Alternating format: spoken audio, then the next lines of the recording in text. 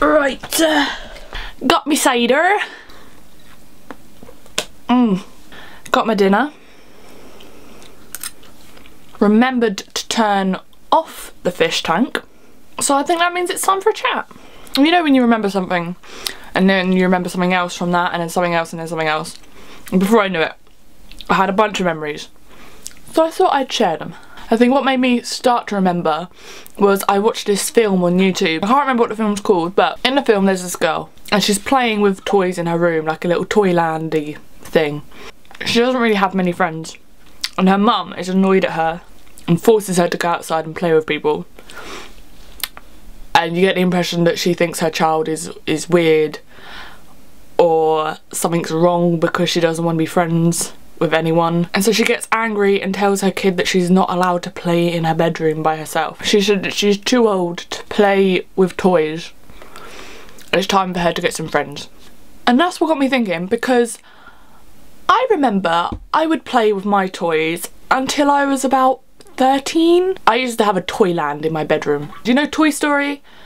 That was in my room. My Lucky and Fluffy teddy were two little dog teddies I have, and they were the king and queen. They were king and queen, rulers of Zoe's bedroom, and I was president of Toyland.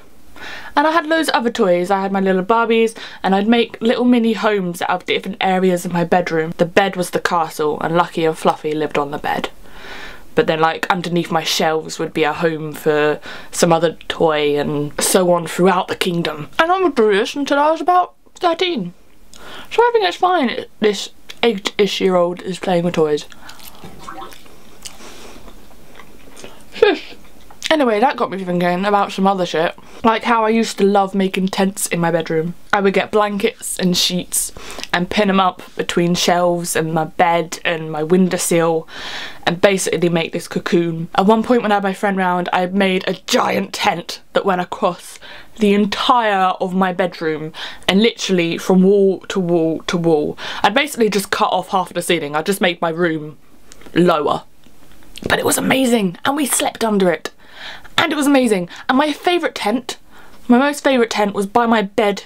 It was like a little corner, and I'd managed to wiggle my TV set onto my bed so it looked into the tent. And I would snuggle into this little cave that I'd created and watch videos. Yes, videotapes. Remember those? Videotapes in my cave. Life was bliss. And then my mum made me tear it down. Ooh, excuse me. That's the cider. You may find this surprising to believe, but I was also one of those kids that had an imaginary friend. I drew her on my wall. My mum wasn't happy when she saw the drawing.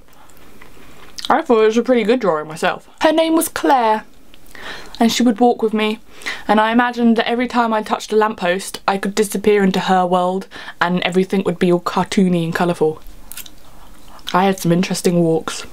Something else I would do when I was little, any little random toys that I had that I didn't want anymore, or just anything small, before throwing them out, I would sell them to my friends for 1p's and 2p's. For example, if I decided, I don't like this pen anymore, I don't want you anymore, pen, but before I throw you out, I'm going to give my friend Amy a call. And Amy would come over, and I'd be like, Amy, look, there's this pen. Do you like this pen? I quite like this pen. Do you want this pen? I could quite want that pen. Then Amy, I will sell you this pen for 1p. And then she'd buy it for 1p. Oh, so good. I don't know how long I've been chatting, but I think it's been a while. I might go now and finish my food before it gets cold. And turn my filter on because they're all weirdly staring at it like there's something wrong. Why were you staring at the filter?